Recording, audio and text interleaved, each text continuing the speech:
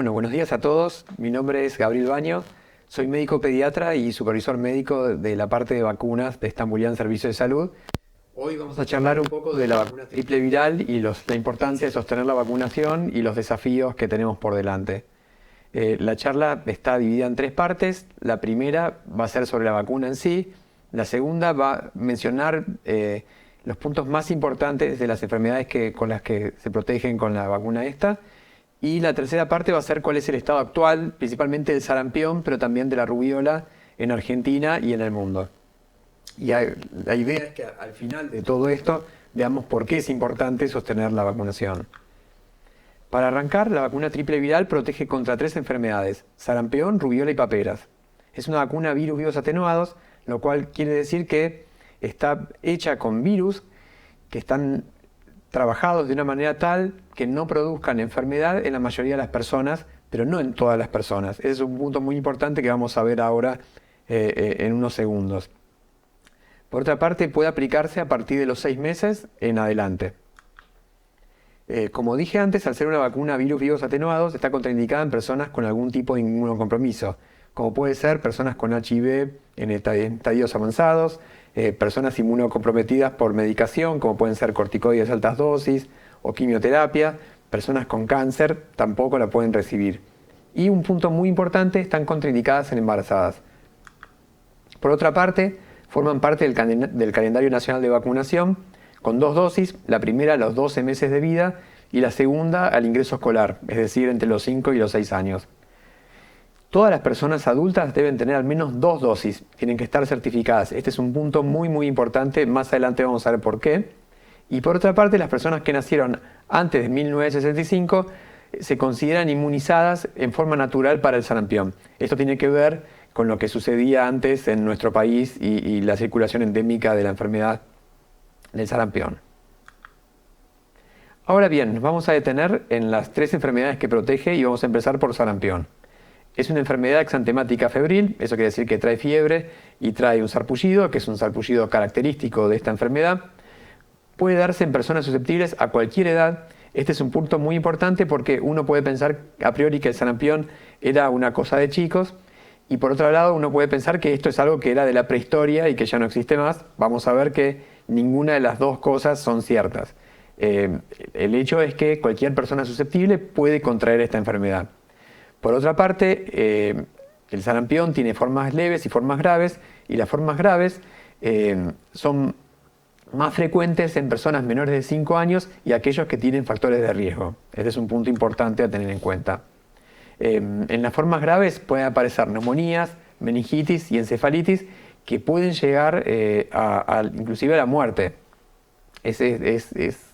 Realmente las formas graves son de temer porque no hay tratamiento específico. Entonces tenemos una enfermedad que no hay tratamiento específico con formas muy graves. Eso también nos da la importancia de la vacunación y de prevenirla. Por otra parte, otra cosa que tiene el sarampión es que puede dejar secuelas graves como ceguera o sordera, ¿sí? Como dije, no hay un tratamiento específico, y por otra parte se transmite mediante gotas de saliva que pueden quedar en el aire, y uno la puede adquirir a través de la nariz, la boca o la garganta. Y este virus queda presente en el aire o en superficies y sigue siendo activo y contagiante por 2 horas. Este punto es fundamental. Recuerden, por ejemplo, el COVID, que se desactivaba rápidamente, o el mismo influenza.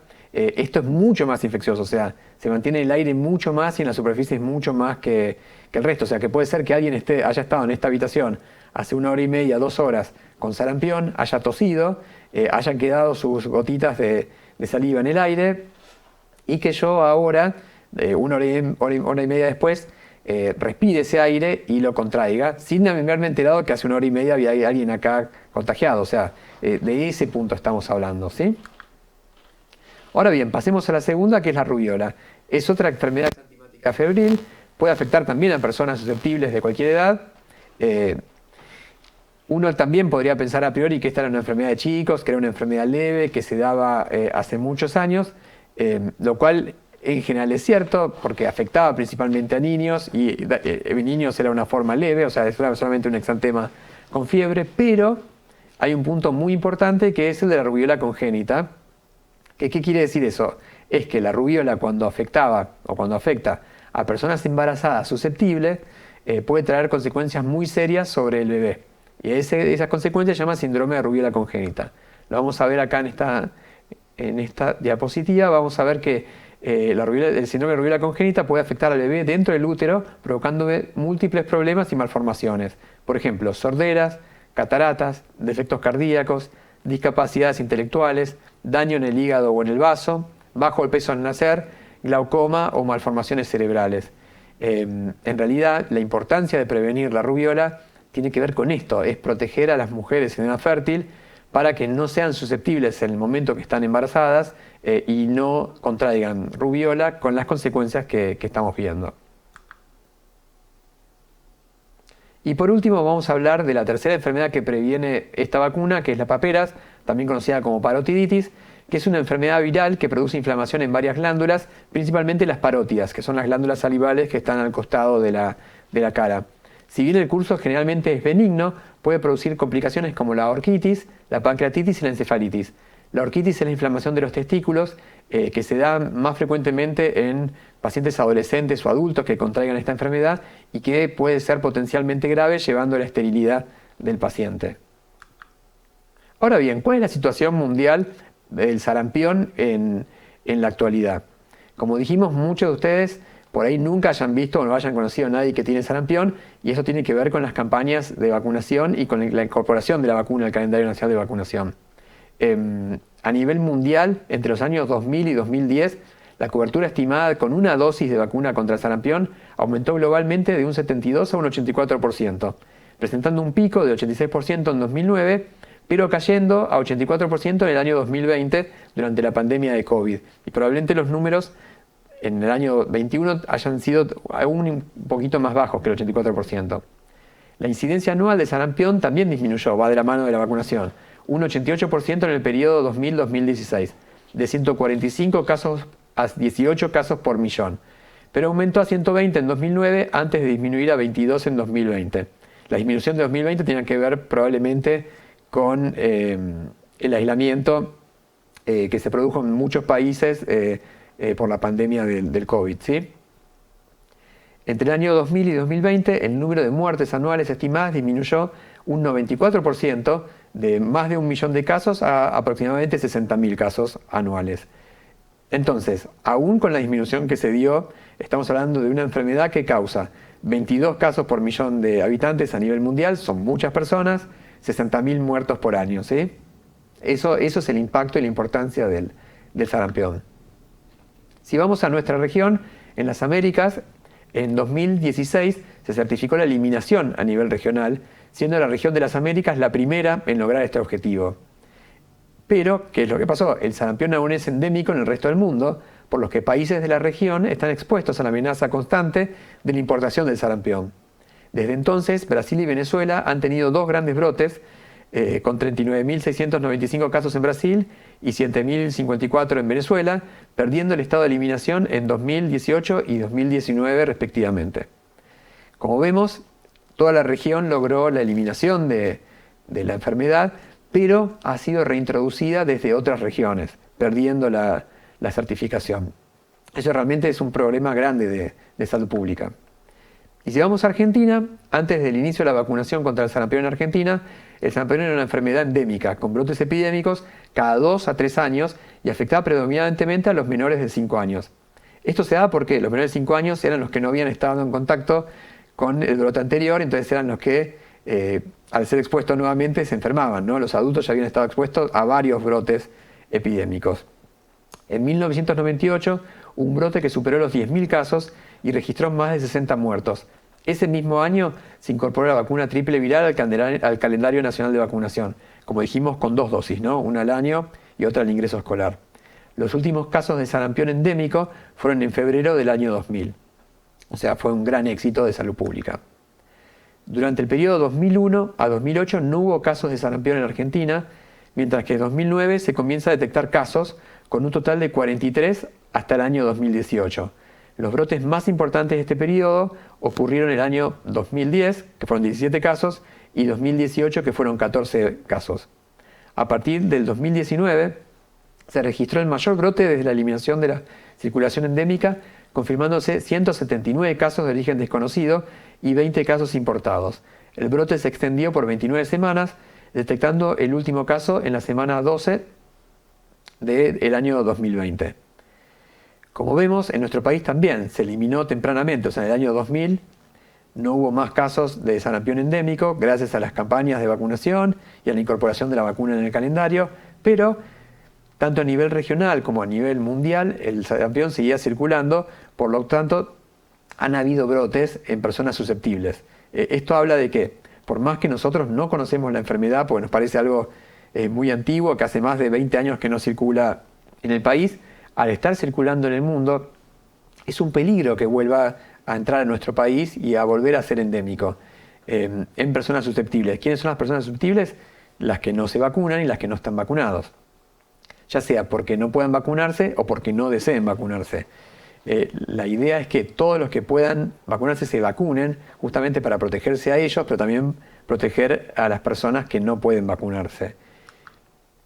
Y ahora vamos a hablar brevemente de la situación de la rubiola en Argentina. La circulación endémica del virus desapareció en 2009. Desde entonces se registraron 8 casos importados de rubiola y no se notificaron casos de síndrome de rubiola congénita. Este es un caso muy parecido al de sarampión. En nuestro país ya no es más endémico, ya no circula más. Sin embargo, en el resto de la región y del mundo sigue circulando el virus. Entonces, es posible que si bajamos los brazos con la vacunación, en algún momento sea reintroducido en el país y volvamos a tener casos de rubiola congénita. Los casos notificados en el mundo de rubiola se redujeron un 48% de 94.277 en 2012 a 49.136 en 2019, disminuyendo en 2020, probablemente relacionado con la pandemia, a 10.194 casos. Se verificó la eliminación de la rubiola en 93 de 194 países, incluyendo toda la región de las Américas, que certificó la eliminación en 2015 y la mantiene a la fecha. O sea, vamos hacia una reducción muy importante de esta enfermedad en todo el mundo, pero todavía no está eliminada en todas las regiones, o sea que no se puede decir que está erradicada. Al no estar eliminada, existe el riesgo potencial de que vuelva a ingresar. Y por último, quiero mostrarles este cuadro, me parece súper interesante y habla un poquito de lo que estábamos diciendo. Esta es la tasa de cobertura en nuestro país de los niños y niñas de 5 a 6 años. Esto quiere decir el ingreso escolar. El segundo, que incluye el segundo refuerzo de polio, la triple bacteriana y el primer refuerzo de triple viral, que es la barra azul que se ve en cada uno de los años. Y esta es la serie de 2009 hasta 2020. Como ven, los primeros años de la serie, la tasa de vacunación con triple viral era cercana al 100%. Recuerden que con esta vacuna en particular, al ser a virus vivos atenuados, nunca va a llegar al 100%, porque siempre va a haber personas que no la puedan recibir por inmunocompromiso, medicación que estén tomando, etcétera, lo que dijimos al principio. Pero como ustedes ven, siempre rondaba el 90, 95, 97%, pero como pueden ver empezó a bajar hacia la segunda mitad de la década pasada, llegando a tasas por debajo del 90%, lo cual se acentuó más aún en el año 2019 y 2020 con un 72% de vacunación. Esto realmente es un desastre y es un gran problema de salud pública. Tengan en cuenta lo que dijimos antes. El sarampión y la rubiola siguen circulando y son peligrosos, causan muertes y causan daño. Si nosotros no aumentamos estos niveles a lo que teníamos al principio de la década del 2000, 2010, esto va a volver a nuestro país como ha pasado en otros países de la región. Y creo que este es el concepto que se tienen que llevar. Son enfermedades que ya nos vemos más en nuestro país gracias a las campañas de vacunación y a la incorporación de la triple viral en el calendario, pero siguen circulando ya sea en nuestra región o en el mundo. En la época que vivimos interconectada, de vuelos intercontinentales, que en pocas horas yo puedo estar en cualquier otro país, existe el riesgo de la incorporación desde países que han tenido esta enfermedad o que tienen esta enfermedad en el momento actual. con tasas tan bajas de vacunación tenemos mucha gente susceptible que puede llegar a enfermarse. Muchos de ellos quizás tengan o vayan a tener factores de riesgo en algún momento y son las personas que realmente la pasan mal con estas enfermedades. Y bueno, con esto es todo. Fue un breve pantallazo del tema. Espero que hayan entendido. Y ahora abrimos un pequeño espacio de preguntas. Bien, muchísimas gracias, Doc, por tu presentación. Como siempre, es un gusto poder escuchar las cosas que tenés para compartir en base a tu experiencia, a tu conocimiento. Por ahí la primera pregunta tiene que ver con la vacuna triple viral y la mujer que está buscando un embarazo o que cursó un embarazo con una serología negativa. Claro, como dijimos, esta vacuna, al ser la virus vivos atenuados, no se puede aplicar en en mujeres embarazadas. Ese sería como el primer concepto importante. Mujeres embarazadas no se la pueden aplicar. Pero como vimos, la rubiola, justamente la forma peligrosa de la rubiola se dan embarazadas y es con el producto del embarazo, o sea, con el bebé. Entonces es muy importante que todas las mujeres que están en edad fértil primero comprueben que tienen las 2 dosis de triple viral, y lo que yo recomiendo también es que en algún momento de la vida se hagan una serología. Se pueden hacer para sarampión y para rubiola, con cualquier chequeo de salud que se hagan, como para saber si tienen anticuerpos protectores. En el caso de no tener anticuerpos protectores, pueden darse 1 o 2 dosis, lo que haga falta, de la vacuna triple viral, especialmente aquellas mujeres que están buscando un embarazo y que saben que van a buscar.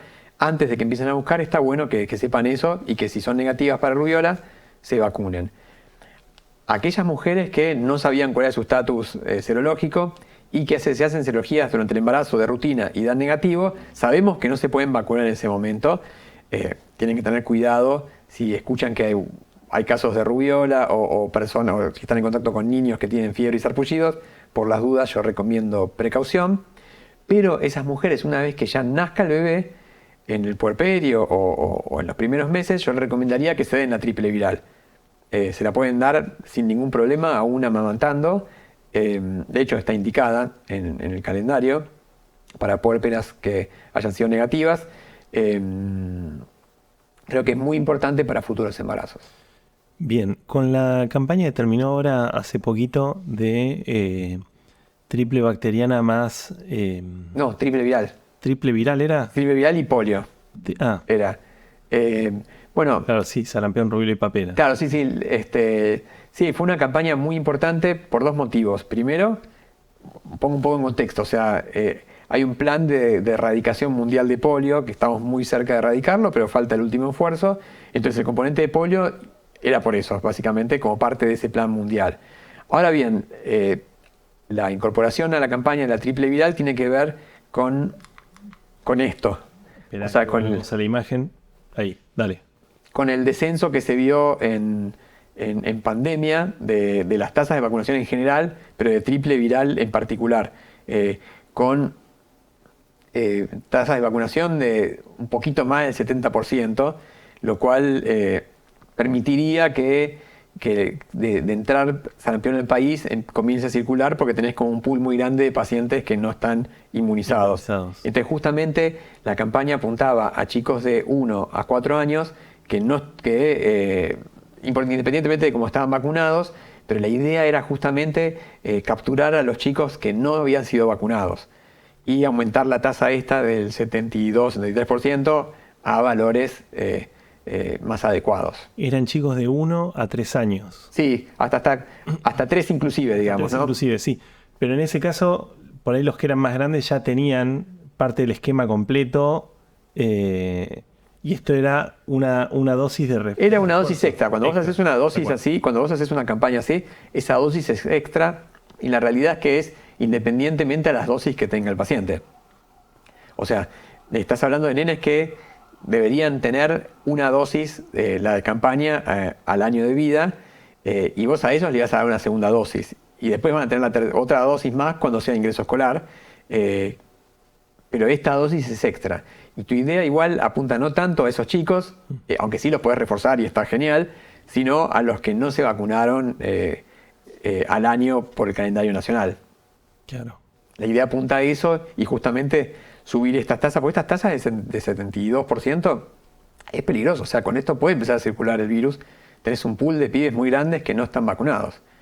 Claro, ya las coberturas se consideran exitosas cuando tienen arriba de un 80, un 90%. Así es, estamos bastante por debajo de eso. ¿Y esto vos pensás que tiene que ver con el tema de la pandemia, del aislamiento? Mira, ¿Haces algún si efecto ves, de si ves la curva, o sea, ya estaba en descenso desde antes de la pandemia, porque ya 2019 había sido más bajo que 2018. Pero sí, en pandemia y con el aislamiento sanitario obligatorio, sabemos que hemos perdido muchos chicos para vacunación y que hubo como más dificultades para que las madres y los padres accedan al sistema de salud para vacunar a sus hijos. Y en eso está el descenso. Claramente, igual también por el aislamiento hubo un descenso en todo el mundo de sarampión, lo vimos en los cuadros anteriores, digamos. Pero esto va a volver a lo que era prepandemia, muy probablemente. Y nos va a agarrar con tasa de vacunación del 70%, no del 80 y pico como teníamos antes. Entonces la idea de la campaña me pareció excelente, es justamente eso, llegar a la gente que no se había vacunado. Sí, además, ya con tener un caso de sarampión ya hablamos de un brote. Bueno, es lo que yo dije, o sea, sí. dura 2 horas en el aire, o sea, y en superficies. Esto no lo vimos con COVID, que es lo último que tenemos en nuestra memoria. Esto es mucho tiempo, o sea, que es viable el virus en el medio ambiente, entonces es muy contagioso. Sí, y además no le quiero cargar la responsabilidad, pero hemos tenido una fuerte corriente inmigratoria en los últimos años de gente que por ahí venía de países donde no se estaba dando esta vacuna. Además, la gente que venía de los mundiales, tuvimos el caso de Sudáfrica, de Brasil. Bueno, toda gente que viaja Que está posiblemente expuesta a lo que está circulando en el lugar donde va. Entonces, es muy posible que traigan de otros países esto. Por eso yo siempre recomiendo que la gente que viaja haga una consulta con infectología, con medicina del viajero, como para saber a qué va a estar expuesto, dónde va y qué puede hacer para protegerse. Eso es real. Lo mismo con los chicos que vienen de países donde las tasas de vacunación son bajas o no hay programas de vacunación. Pero vos pensá que si nosotros tuviésemos las tasas que teníamos al principio de 97% de vacunación, habría inmunidad de rebaño. O sea, por más que venga alguien de afuera, ese alguien estaría protegido también por toda la vacunación del resto. Y a su vez sería captado por el sistema para ser vacunado. O sea, con un buen sistema, o sea, eso sería así.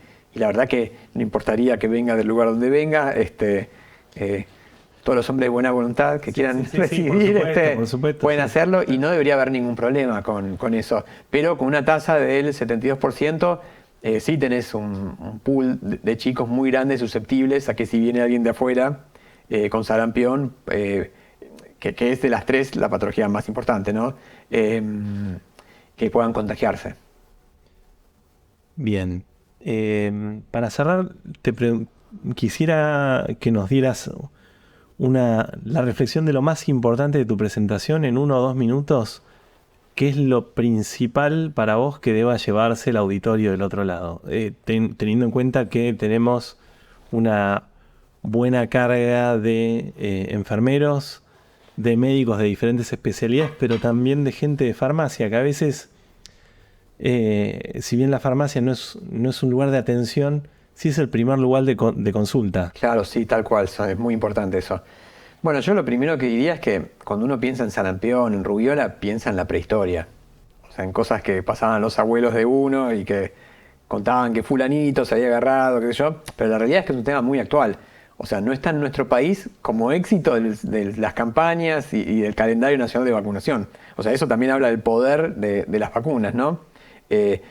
Pero no en todos lados es así, y como vimos, hay muchos países donde todavía esto es endémico, y hay países donde dejó de serlo y que volvió a hacerlo, y ese es el riesgo, o sea, la reintroducción en una enfermedad que no es algo de la niñez bobo que da fiebre alta y sarpullido, sino que a muchas personas las mataba o las dejaba con secuelas. Lo mismo que la rubiola. O sea, la rubiola para la gran cantidad de niños que lo adquirían era una enfermedad leve. Pero en las embarazadas que se agarraban rubiola durante el embarazo, el bebé nacía con muchos problemas. Entonces son enfermedades que son serias, o sea, que pueden ser graves para muchas personas, que pueden llevar a la muerte, que pueden llevar a malformaciones, a una vida después con una calidad de vida menor. Entonces, tenemos una herramienta muy efectiva para que eso no suceda, que es la vacunación, y si no lo mantenemos, ese logro que tuvimos como sociedad, lo vamos a perder. Y va a ser un problema porque nuestros hijos van a volver a padecer lo que padecían nuestros abuelos, y creo que eso es un gran fracaso. Creo que es un gran fracaso, entonces yo lo que digo es tengan en cuenta esto, existe una vacuna, la pueden, en cualquier hospital la aplican, hay muchas facilidades, hay que hacerlo. Hay que hacerlo. Claro, sí, como una cuestión de autocuidado, pero también de cuidado comunitario, de conciencia social, Tal de cual. cuidado de la salud. Tal cual. Estamos viviendo el éxito de las generaciones anteriores, que son las que pusieron estas vacunas en el calendario y las que lograron erradicar estas enfermedades. Bueno, ahora nosotros tenemos que tomar la posta, básicamente. Buenísimo, Doc. Muchísimas gracias por tu presentación y por tu tiempo. Bueno, Gracias por- muchas gracias a todos por prestar atención y por estar ahí.